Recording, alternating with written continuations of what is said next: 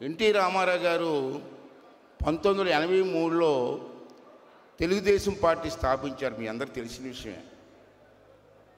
స్థాపించిన తర్వాత సమూలమైన మార్పులు చేశారు. అప్పుడు వరకు ఎమ్మెల్యేలంటే, ప్రజానాయకులంటే చదువు లేని వాళ్ళు, పెత్తందారులు, బాగా తెగబలిసిన వాళ్ళే రాజకీయ నాయకులు ఉండేవారు ఆ రోజుల్లో. అది రామారావు గారు గుర్తించి ఒక మార్పు తీసుకురావాలి రాజకీయాల్లో అని చెప్పి ఆ రోజు ఉమ్మడి రాష్ట్రం మనకి తెలంగాణ మంది 75% మందికి చదువుకున్న వ్యక్తులకి, బాగా చదువుకున్న వ్యక్తులకి, కుర్రవాళ్ళకి, యవ్వనంలో ఉన్న కుర్రవాళ్ళందరినీ పిలిపించి టికెట్లు ఇచ్చారు. అప్పుడు చాలామంది రామారావు గారికి సలహాలు ఇచ్చారు. సార్, కొత్త వాళ్ళకి ఇచ్చేస్తున్నారు మీరు, పెత్తందారీ వ్యవస్థ ఉంది మనకి, మునసేపు వ్యవస్థ ఉంది ఆ రోజుల్లో, వాళ్ళని తట్టుకోవడం కష్టం సార్ అంటే, ఏదేమైనా యువత రావాలి, చదువుకున్న కుర్రవాళ్ళు రావాలి, అప్పుడే రాజకీయాలు బాగుపడతాయని చెప్పి ధైర్యంగా 75% మందికి చదువుకున్న వాళ్ళకి అందరికీ సీట్లు ఇచ్చారు 83లో. అప్పుడు నేను కూడా ఉన్నాను ఆ బ్యాచ్లో. అప్పుడు నా వయసు 25 సంవత్సరాలు ఇంకా రాలేదు నాకు. పార్టీ పెట్టారు. అప్పుడు రామారావు గారిని పిచ్చి కదా, అతని వెనకాల తిరిగేవాళ్ళు వ్యాన్ వెనకాల. ఒకరోజు నాకు కబురు వచ్చింది ఎన్టీ రామారావు గారి దగ్గర నుంచి, మళ్ళీ అర్జెంటుగా హైదరాబాద్ రమ్మన్నారని. నేను అన్నీ వెళ్ళాను. అప్పటికన్నా డిగ్రీ పూర్తి అయింది. ఇది చెప్తే నా కోసం చెప్పలే, అతని మనస్తత్వం కోసం చెప్తున్నాను నేను. రమ్మంటే హైదరాబాద్ వెళ్ళాను. ఏదో స్టూడియో సినిమాల్లో ఉన్న తారక రామ థియేటర్లో ఉన్నారు. వెళ్ళి కలిశాను. నమస్కారం అన్నగారు అన్నాను. మీరు ఎవరండి అన్నారు. సార్, మీరు కబురు పెట్టారు కదా, నర్సీపట్నం నుంచి వచ్చాను, అయ్యన్న పోతుందంటే, రా తమ్ముడు అన్నారు. నీ వయసు ఎంత అన్నారు. ఎలా చూశారు, కిందకి పైకి చూసి నీ వయసు ఎంత అన్నారు. 24 సంవత్సరాల 8 నెలలు అన్నాను. అరే రే తమ్ముడు, నీకు టికెట్ ఇద్దాం అనుకున్నాను, నీకు వయసు సరిపోవట్లేదు, సారీ అన్నారు. అలాగా అన్నగారు టికెట్ పొమ్మంటాడు, బయటికి భయం వేసి అన్నగారు అన్నాను. ఏడు చెప్పు అన్నారు. ఎలక్షన్ వచ్చేటప్పటికి నాకు 25 సంవత్సరాలు పూర్తి అయిపోతాను కదా. లెక్కేసారు. లెక్కేసుకొని ఓకే నీదే టికెట్ వెళ్ళిపో అన్నాడు. ఇచ్చారు, టికెట్ ఇచ్చారు నాకు. 25 ఇయర్స్ గెలిచాం. అన్నగారు ఫోటో పెట్టుకొని, నా గొప్పతనం కాదు, అన్నగారు ఫోటో పెట్టుకొని ఇంటికి తిరిగాం. ఓట్లు వేసారు, గెలిచాం. గెలిచిన తర్వాత అన్నగారు ముఖ్యమంత్రి అయిపోయారు. బ్రహ్మాండంగా పార్టీ నడుస్తుంది, అనేక కార్యక్రమాలు చేస్తున్న సమయంలో ఒక సంఘటన జరిగింది. అదే ఈ పుస్తకానికి కారణం. ఏటా సంఘటన అంటే, నేను అసెంబ్లీ టైము స్టార్ట్ అయింది, వస్తుంది దగ్గరికి. మా విశాఖపట్నం జిల్లాల ఎమ్మెల్యే అందరూ కలిసి హైదరాబాద్ వచ్చాం. ఇది చాలా ముఖ్యమైన సంఘటన అండి, వినాలి మీరు. ఈ ఘటన 4 లైన్ల ఘటన ఇదే మలుపు తిప్పింది. మేమేం చేసామంటే, మాకు ఎమ్మెల్యే క్వార్టర్స్లో రూమ్లు ఇచ్చారు ఎమ్మెల్యేలకి. వచ్చి పడుకున్నాం. ఉదయం లెగిసి ఎలగాల పడుకున్నాం. మరుసటి రోజు ఎన్టీ రామారావు గారు అమెరికా నుంచి వస్తున్నారు. ఆపరేషన్కి వెళ్ళారు. అమెరికా హార్ట్ ఆపరేషన్కి వెళ్ళి పూర్తి చేసుకొని తర్వాత రోజు వస్తున్నారు హైదరాబాద్.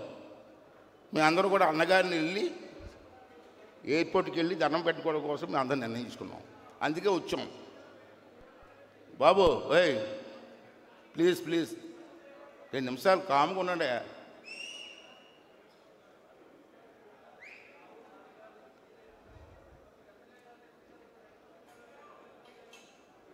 అప్పుడు రూమ్లో పడుకున్నాం.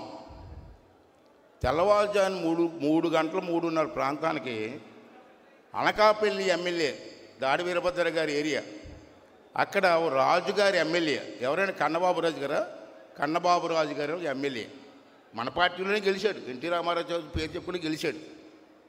అతను 3:30కి వచ్చి నేను ఉన్న రూమ్ తలుపు కొట్టాడు. తెల్లవారుజాము 3:30కి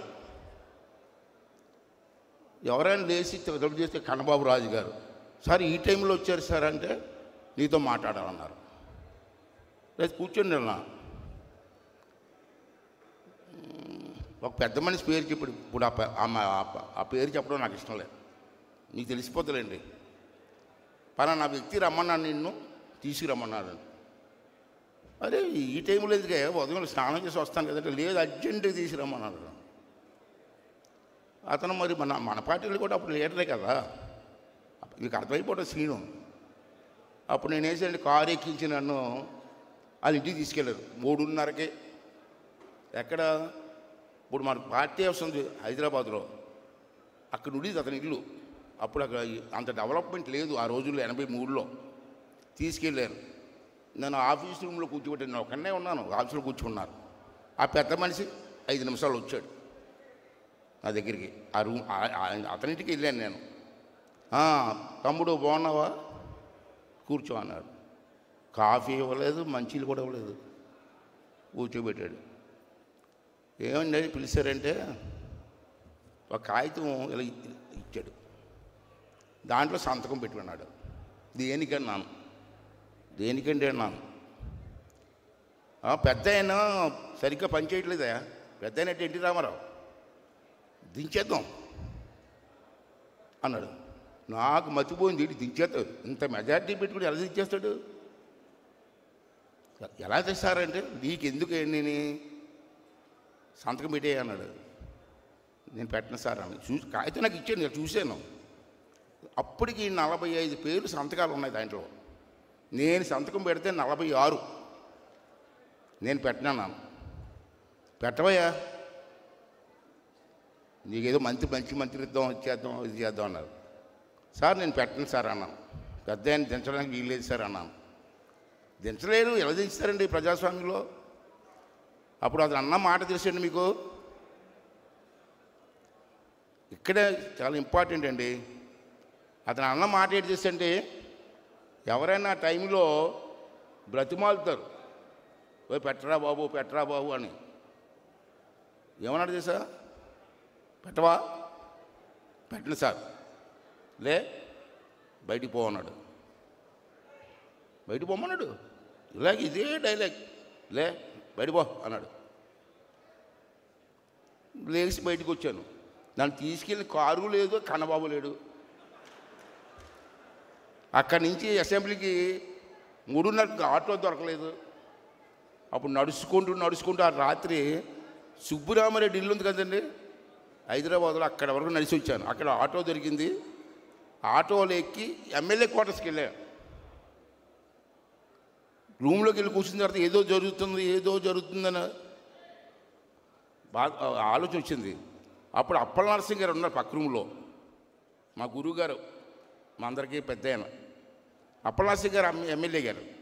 నేను వెళ్ళి లేపి, అప్పల నరసింహ గారు ఏదో జరుగుతుంది సార్, ఇక్కడ కుట్ర జరుగుతుంది, నాకేమో అర్థం అవ్వట్లేదు, ఎవరికి చెప్పాలో అర్థం అవ్వట్లేదు, అందుకే మీ దగ్గరికి వచ్చానంటే, అప్పుడు అప్పల నరసింహ గారు వేసారంటే, అలా కాదు ఉండి వస్తానని చెప్పి బట్టలు వేసుకుంటే ఇద్దరం కలిసి ఉపేందర్ గారి ఇంటికి వెళ్ళామండి.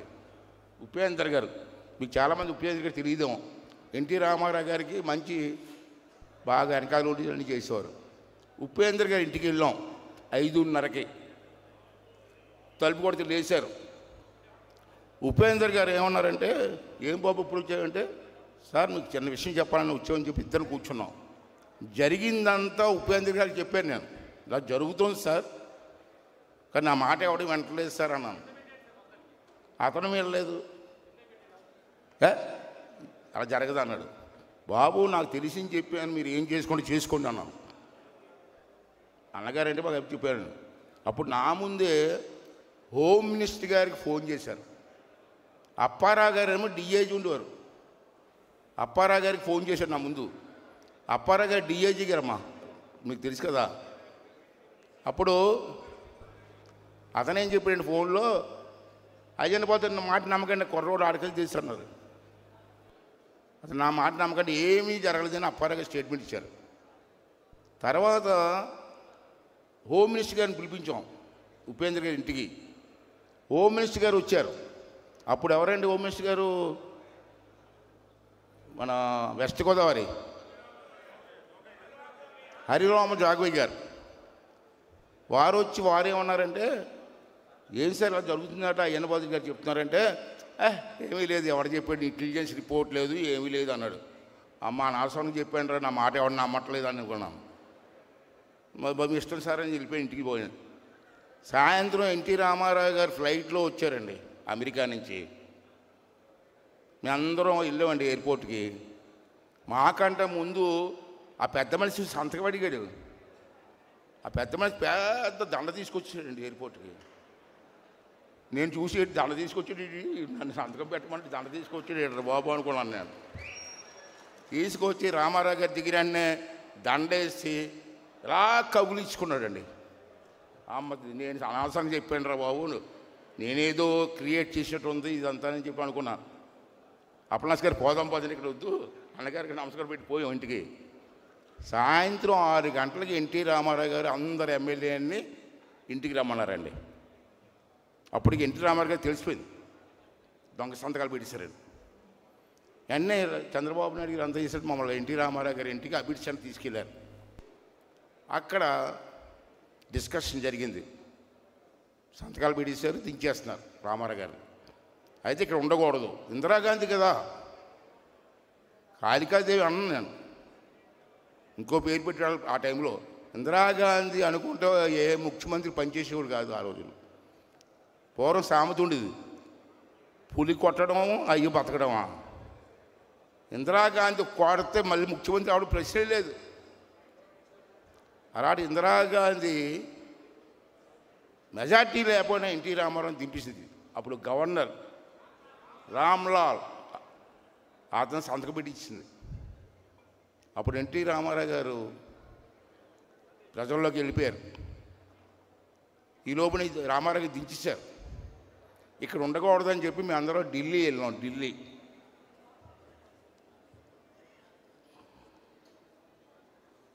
వెళ్తే అక్కడ ఇందిరాగాంధీ గారు ప్రైమ్ మినిస్టరు. ఏం చేస్తుందో అని భయంతో మళ్ళీ ఏం చేశారంటే, ఢిల్లీ నుంచి మమ్మల్ని కర్ణాటక మార్చారు. కర్ణాటకలో అక్కడ ఉన్నాం. ఈ లోపల ఎన్టీ రామారావు గారు జనాల్లోకి వెళ్ళిపోయారు. జనాలమ్మ ఆ రోజు నీ పిల్లలకు తెలియదు కానీ పెద్దలకు తెలుసు, ఆంధ్ర రాష్ట్రం తెలంగాణ జనాలు కాదు, భారతదేశం కాదు, ప్రపంచవ్యాప్తంగా తెలుగు వాళ్ళందరూ కూడా తిరగబడ్డారండి. తిరుగుబాటు చేశారు, పెద్ద ఉద్యమం. ఎన్టీ రామారావు గారిని అక్టోబర్ 16వ తారీఖున దించేసింది ఇందిరాగాంధీ. అక్టోబర్ 16వ తారీఖున దించేస్తే ఆగస్టు 16వ తారీఖు దించేసింది. మళ్ళీ ఎన్టీ రామారావు గారు జనం తాలూ ప్రపంచం చూసి భయపడిపోయి, ఇందిరాగాంధీ భయపడిపోయి, నాయనా నీ కుర్చీలు తీసుకోరా నాయనా ఇచ్చేసింది. That is NT Rama Rao. నేను ఎందుకు చెప్తాను ఈ విషయం? ఆగస్టు 16వ దిగ్గేస్తే సెప్టెంబర్ 16వ తారీఖు కుర్చీలు కుట్టినాడు మహానుభావుడు. ఒక్క నెలలో భారతదేశ చరిత్రలో ఇందిరాగాంధీ కొట్టడం, ముఖ్యమంత్రి అవడం ఎక్కడ జరగలేదు. ఒక్క ఎన్టీ రామారావుకే జరిగిందని చెప్పి ఈ సందర్భంలో మీ అందరికీ మనం చేస్తున్నాను. అయితే చాలామందికి తెలియదు ఈ విషయం, ఈ తరం వారికి అసలు తెలియదు. ఇంకా మాలోటు కొంత బతుకున్నాం కాబట్టి అప్పుడు చెప్తున్నాం, మీ అన్నాలు బతుకుతాం. ఇంకా మన తర్వాత కూడా రాబోయే తరం వారికి ఎన్టీ రామారావు గురించి తెలియాలి, రామారావు గారి తాలూకు నాయకత్వం గురించి తెలియాలి, అతని విశ్వరూపం గురించి తెలియాలి. అప్పుడు ఉపేంద్ర గారి పుస్తకం రాశారు. ఈ పుస్తకం లేకపోతే నేను చెప్పినాను ఎవరు నమ్మడు. ఇప్పుడు నేను చెప్పాను అనుకోండి, అయ్యాన్ గారు డబ్బా కొట్టుకుంటాడు అనుకుంటారు, రామారావు గారి గురించి వీడికేం తెలుసా అంటారు. నేను చెప్పినవన్నీ ఉపేంద్ర గారు దీంట్లో రాశారండి. దీంట్లో 125వ పేజీలో ఉంది అతను రాసింది. ఇది ఒక సాక్ష్యం, పుస్తకం ఒక సాక్ష్యం. రాబోయే తరం వాళ్ళకి సాక్ష్యాలు ఉంటారు కదా. పూర్వం పెద్దల మాట మీద నమ్మకం ఉండేది. ఇప్పుడు సాక్ష్యాలు లేకపోతే ఎవరు నమ్మట్లే. ఇది ఒక సాక్ష్యం. ఇది నా జీవితంలో మర్చిపోయిన రోజు. ఎందుకంటే మహానుభావుడికి ఏదో ఉడత సాయం చేశాను కదా. ఇక నా జీవితానికి ఎంతకంటే నాకు ఏం కావాలి చెప్పండి. నాకు ఏం కావాలి చెప్పండి. ఇటువంటి సంఘటనలు అండి ఆయన రాశారు. ఏమని రాశారంటే, దాదాపు సంతకాల సంఖ్య దాటిన తర్వాత విశాఖ జిల్లా నుంచి అయ్యన్న పాత్రుడు గారిని పిలిపించారు. ఆయన వారితో వారించి సంతకం పెట్టడాన్ని నిరాకరించారు. మా ఇంటికి వచ్చారు. మొదట నేను ఆయన మాటను నమ్మలేదు. అప్పారావు గారు ఫోన్ చేసి అడిగితే అవన్నీ ఒట్టి వదంతులు అన్నారు. డీజీపీ పాత్రుడి గారు తాము సంతకం పెడితే సంఖ్య 43, 45 అవుతుందండి స్పష్టంగా చెప్పారు. నాకు మతిపోయింది. వెంటనే అప్పారావు గారిని పిలిపించి సమాచారం సేకరించమని చెప్పాను. రామారావు గారికి అమెరికాకు ఫోన్ చేసి అక్కడి విషయాలు చెప్పాం. ఇవన్నీ కూడా ఉపేంద్ర గారు రాశారు. ఇది వాస్తవం. అయితే ప్రజల సహకారంతో మళ్ళీ అతను ముఖ్యమంత్రి అయ్యారు. అక్కడి నుంచి బెంగళూరు వెళ్ళాం. బెంగళూరులో కూడా రామకృష్ణ హెగ్డే గారు ముఖ్యమంత్రి గారు. అతను దగ్గర ముఖ్యమంత్రి అయి ఉండి మాకు నెల రోజులు మమ్మల్ని బెంగళూరులో ఉంచారండి. ఎమ్మెల్యేలందరినీ. ముఖ్యమంత్రిగా రామకృష్ణ హెగ్డే గారికి ఎన్టీ రామారావు ప్రాణం. రోజు వచ్చి మైసూరులో ఉన్నాం మేము. మా దగ్గరికి వచ్చి రోజు గంట ఉండేవారు ముఖ్యమంత్రి గారు. అక్కడ మన తెలుగు అయిన ఎడ్యుకేషన్ మినిస్టర్ రఘుపతి అతను అయితే మాతో ఉండిపోయేవాడు. నెల రోజులు బెంగళూరులో మైసూరు అని తిరిగి మళ్ళీ రామారావు గారిని కుర్చీలో కూర్చోబెట్టి మళ్ళీ వచ్చాం మేము.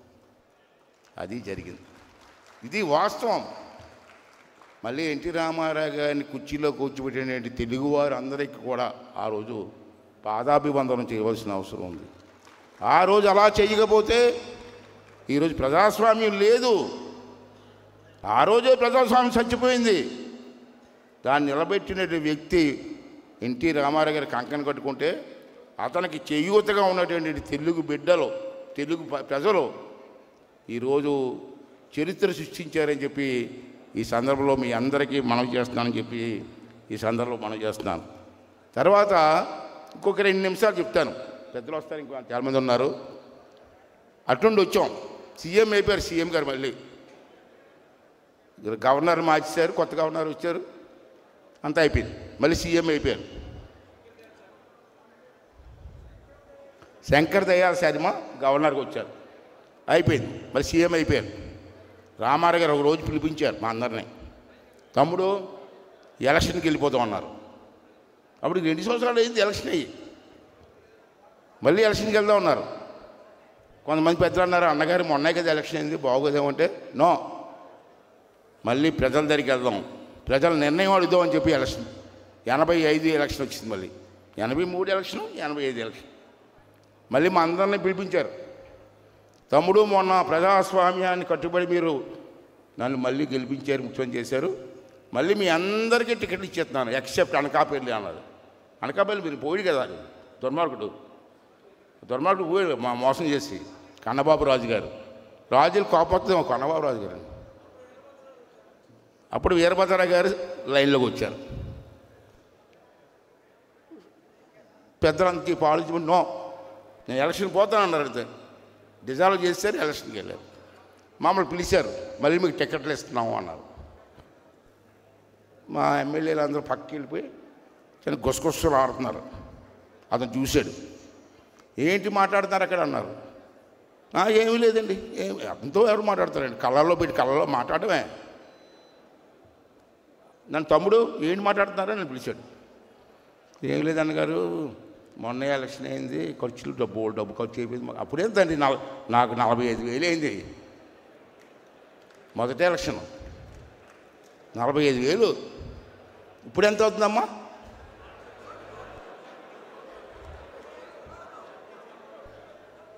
రామారావు గారు ముఖం చూసేసారు, మా ముఖం చూసేయలేదు.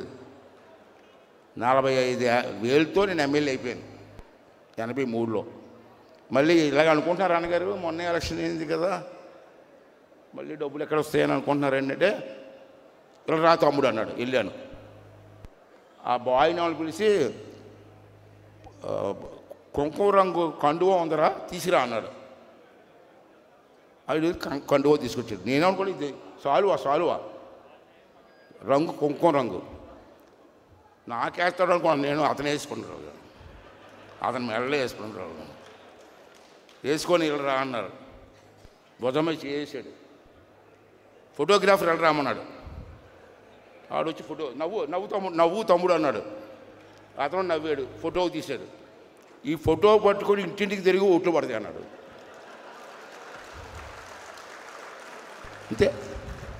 అంతేకాని నేను చూసుకుంటాను పర్లేదు అవ్వలేదు.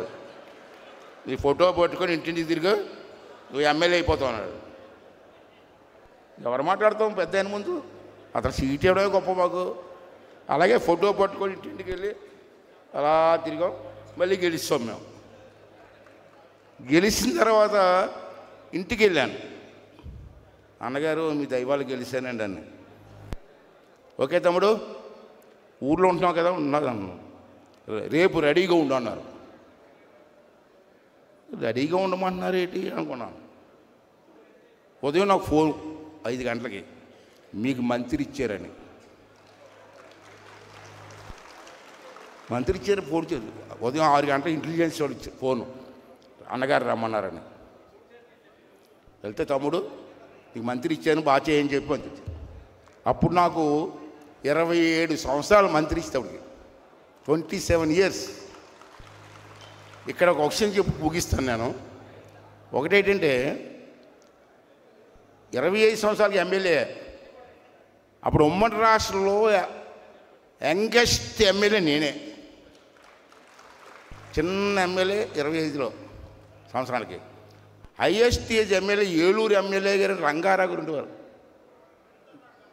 చనిపోయారు. డాక్టర్ రంగారావు గారు. డాక్టర్ రంగారావు, ఈ రంగారావు గారు కాదు. అతను హైయెస్ట్ ఏజ్, నాది లోయెస్ట్ ఏజ్. చిన్న ఏజ్ నాది రాష్ట్రంలో. 27 yearsకి మంత్రి ఇచ్చాడు. ఇండియాలోనే యంగెస్ట్ మంత్రి నేను. పల్లెటూరులోకి వచ్చినటువంటి సాధారణ వ్యక్తిని ఈ స్థాయికి తీసుకొచ్చిన మహానుభావుడు ఎన్టీ రామారావు కదండి. ఎందుకంటే మాకు ఏం కాదు చెప్పండి. ఈ రోజులాగా మేము ముందు నుంచి మాట్లాడుతుంటే అతనే కాదు. అటువంటి మహానుభావుడు పెట్టిన పార్టీ. ఈ పార్టీ ఇంతటితో ఆగడానికి వీల్లేదు, కలకాలం ఉండాలి. రామారావు గారి పేరు మీద క్యాండిడేట్ గెలవాలి. రామారావు గారి అభిమతాన్ని జనాల్లో తీసుకెళ్ళాలి. ఇదే నా కోరిక. అయితే ఇక్కడ చంద్రబాబు గారు లేరు. 2 విషయాలు చెప్తాను, వారి దృష్టికి మీరు తీసుకెళ్ళండి, రికార్డ్ చేయండి. అప్పుడు చెప్తాను. ఇప్పుడు జనాలు చూపిస్తాను. అప్పుడు నాకు టైం ఇస్తారో తెలియదు అనుకున్నాను. నా కోరిక ఏంటంటే ఎన్టీ రామారావు గారు కళాకారుడు, వ్యక్తిత్వం ఉన్న వ్యక్తి, ప్రజాస్వామ్యం మీద గౌరవం ఉన్న వ్యక్తి, ప్రజల కోసం ప్రాణాలు అర్పించే వ్యక్తి. అటువంటి కళాకారులు పెట్టినటువంటి నంది అవార్డ్స్ కళాకారులకి ఆ పాత ప్రభుత్వంలో, దౌర్భాగ్య ప్రభుత్వంలో చేయలే, వదిలేశారు. మళ్ళీ కళాకారులందరినీ మళ్ళీ ప్రతి సంవత్సరం కూడా గౌరవించి నంది అవార్డులు ఇవ్వాలని చెప్పి ఈ సభలో తీర్మానం చేయండి సార్. తీర్మానం చేయండి, గవర్నమెంట్ని చేయండి. తర్వాత ఆంధ్ర రాష్ట్రం పుట్టినిల్లు కళాకారులకి పద్యాలు, ఆ రోజులో భీముడు దుర్యోధుడు పద్యాలు అలాగుండేయండి గ్రామాల్లో పండగల్లో. ఇప్పుడు ఎవరైనా కనపడుతున్నారండి? మళ్ళీ అది పునరుద్ధరించాలా, పద్య నాటకాలను బతికించాలా. అంతే కళాకారులకు కూడా, స్టేజ్ కళాకారులకు కూడా అవార్డులు ఇచ్చి ఉగాది నాడు వాళ్ళకి సన్మానం చేసే కార్యక్రమాన్ని కూడా ప్రభుత్వం టేకప్ చేయాలని చెప్పి, కళలు బతికించాలని చెప్పి మనందరం కోరుకుంటూ, ఇది రాష్ట్ర వ్యాప్తంగా తెలియాలి. ఒక మంచి నాయకుడిని ఎన్నుకోవాలండి. రాష్ట్ర ప్రభుత్వం కొన్ని కార్యక్రమాలు చేస్తే మధ్య ప్రభుత్వం మొత్తం సర్వనాశనం చేసి వెళ్ళిపోయారు. ఇప్పుడు మళ్ళీ మనం వచ్చే సర్దుబాటు చేసుకుంటున్నాం. అంతేది కళ మనం ఎన్నుకునే ముందు కూడా మీకు చెప్పట్లేదు, మీ ద్వారా ప్రెస్ ద్వారా ప్రజలకు చెప్తున్నాను. ఒక మంచి నాయకుని ఎన్నుకుంటే రాష్ట్రం బాగుపడుతుంది. రాష్ట్రం అభివృద్ధి చెంది మన పిల్లల భవిష్యత్తు బాగుంటుందని చెప్పి ఆలోచించాలా. ఇందాక నేను మంచో చెడో నేను స్పీకర్గా ఉన్నాను కాబట్టి మేము మాట్లాడకూడదు అంటున్నాను. ఎందుకు మాట్లాడకూడదండి? నేను మనిషినే కదా, నేను ప్రజాస్వామ్యంలో ఉన్నాను కదా, నా ఒపీనియన్ చెప్పకూడదా? స్పీకర్ చెప్పకూడదండి. నిన్న తిరుపతిలో మీటింగ్ అయింది లేడీస్ కోసం, మహిళా ఏదో ఏమా మహిళా సాధికారి మీకు చెప్పిద్దామని సాధికారి మీటింగ్ అయింది. దాంట్లో అంటారు మహిళల కోసం పాటుపడాలి ప్రభుత్వం అంటారు. మా ఎన్టీ రామారావు ఎప్పుడో మహిళల కోసం పాటుపడ్డాడే మీకేం తెలుసు అని అడిగాను. ఏమో కరెక్ట్ కదా? తండ్రి ఆస్తిలో అమ్మాయికి ఆస్తికి ఇచ్చింది ఎన్టీ రామారావు కదమ్మా. ఎవరైనా ఇచ్చాడా? పెద్ద కప్పులు చెప్పారు. కానీ రాజకీయాలు మాకు ఆడవాళ్ళకి రాజకీయాల్లో రాలేదన్నారు మీరు. రామారావు గారు వచ్చింది రాజకీయాలకు ఇవ్వలేదండి మీకు. ఇప్పుడు ఎమ్మెల్యే మన రాష్ట్రంలో 22 మంది లేడీ ఎమ్మెల్యేలు ఉన్నారు. ప్రతిభాభారతి గారు స్పీకర్ అయ్యారు. వీళ్ళందరికీ అవకాశం ఇచ్చింది ఎవరు? ఎన్టీ రామారావు కదండి. అంచేది నేనేమనుకుంటానంటే సార్ రాబోయే వదిలేస్తాను. ఒక్క విషయం, నేను నిన్న రఘురామరాజు గారు నేను ఉన్నాం, చాలాసేపు ఆలోచించారు చెప్దామా మానేద్దామా చెప్పుదామా మానేద్దామని స్టేజ్ మీద నిన్న. కానీ నాకు అనిపించింది ఏమవుతుంది చెప్తే ఇష్టం లేకపోతే తీసేస్తారు స్పీకర్, అంతే కదా. కానీ ఒపీనియన్ చెప్పుకునే అధికారం నాకు లేదా ప్రజాస్వామ్యంలో అనుకున్నాను. ఎవడ మాట వినలే. నేను బైక్ పట్టుకున్నాను తిరుపతిలో. ఏమండి మీ అందరూ పెద్దలు చదువుకున్న వాళ్ళు అందరూ ఉన్నారు. మిమ్మల్ని క్వశ్చన్ అడుగుతున్నాను లాస్ట్గా. ఉద్యోగస్తులు డ్యూటీకి వెళ్ళకపోతే పనిష్మెంట్ ఇస్తారండి? ఎవరా ఇస్తారు కదా. అప్పటికీ వినకపోతే జీతం కట్ చేస్తారు కదా. అప్పటికి వినకపోతే ఉద్యోగం తీసేస్తారు కదా. మరి ఎమ్మెల్యేలు అసెంబ్లీకి రాకపోతే జీతం ఎందుకు ఇవ్వాలండి?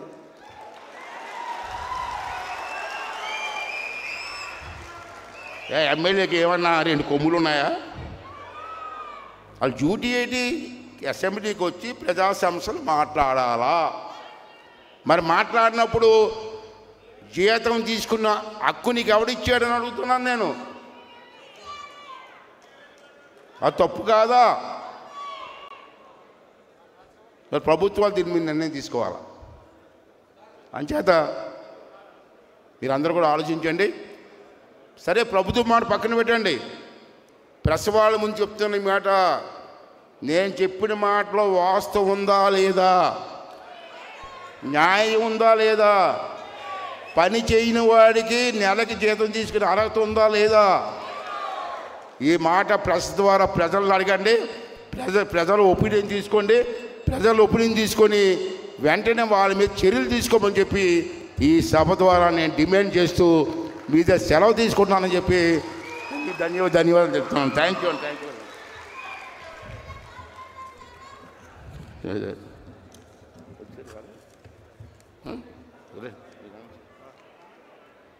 Thank you sir. మంచి స్ఫూర్తిదాయకమైనటువంటి ప్రసంగం ఇచ్చారు.